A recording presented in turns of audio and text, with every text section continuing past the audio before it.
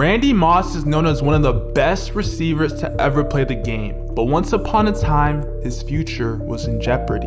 In 1995, Randy Moss was still a raw, extremely athletic 18-year-old who was wrapping up his legendary high school sports career. Now, Randy was a little bit different from your average high school athlete, as in the fall, he'd moss defensive backs in football while also playing safety, returner, punter, and kicker. Winter catch alley-oops from future NBA star Jason Williams. And in the spring, smoke people in track and do his best impression of Willie Mays in baseball. With his high school career coming to an end, it was time to decide where he was going to spend the next 4 years in college. Being from the small town of Rand, West Virginia, Moss wanted to showcase his talents on a national level this time. So a few days after National Signing Day, Randy signed his letter of intent to the University of Notre Dame. Everything seemed fine and dandy until a few weeks after his commitment, he had gotten into an incident that would change his life forever. Now, before we delve into what exactly happened, we need to go over some context. Obviously, back in the day, racial tensions were still very present, and unfortunately, Randy fell victim to this a numerous amount of times. These instances would normally happen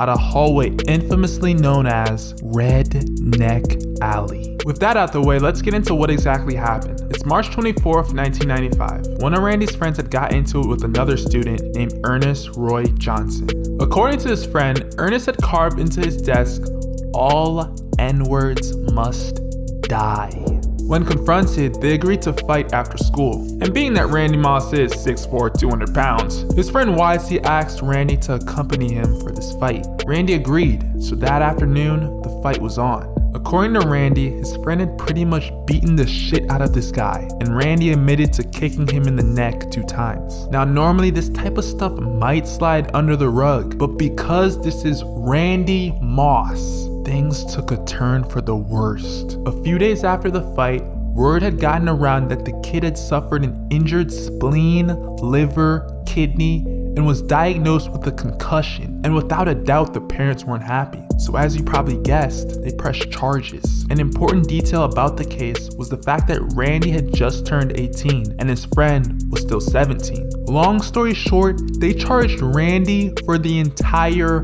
fight. Now this made no sense to Randy. Like I said, he originally came there for moral support, but being that he was a high-profile athlete and he was even in the vicinity of the fight, the media jumped on him like a pack of wild dogs. We saw this exact same situation happen this season with Chase Claypool. Now if someone wasn't recording him, it could go from a few light kicks to he punted me in the head like Randy Orton.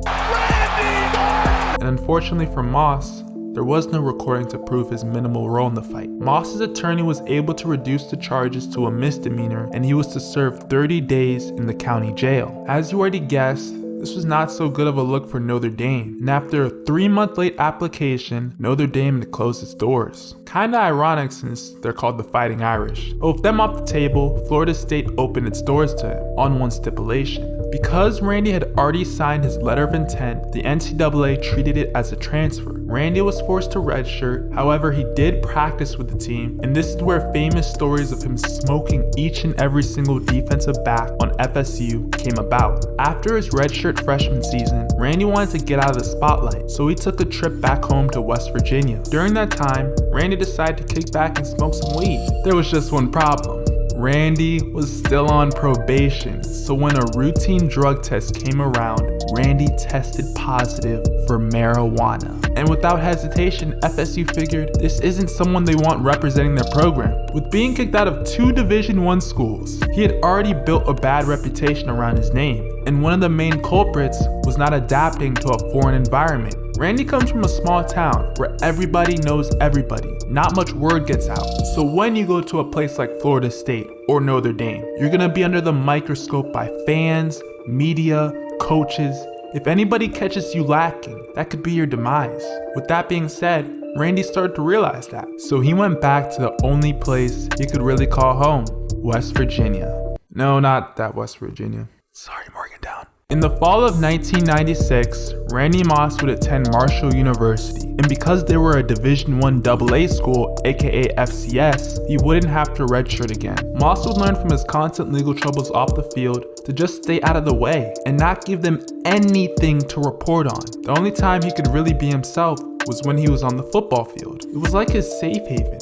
All Randy really ever wanted to do was show his talents to the world. And in his first season with Marshall, he did just that. He led the nation with 1,709 yards paired with 28 touchdowns and topped it all off with the national championship. When the game was over, instead of celebrating with the school, he simply went to his dorm room and prepared for the next season. This time around, Marshall was facing stiffer competition, but no worries. For Randy once again put on a show, finishing with 1,820 receiving yards, paired with 26 touchdowns, and finishing 4th in Heisman voting. Now, as far as the rest of the story goes, most of you guys know Randy forgoed his senior season, got drafted to the NFL, and had a Hall of Fame career. Hope you guys enjoyed, and I'll see y'all next time.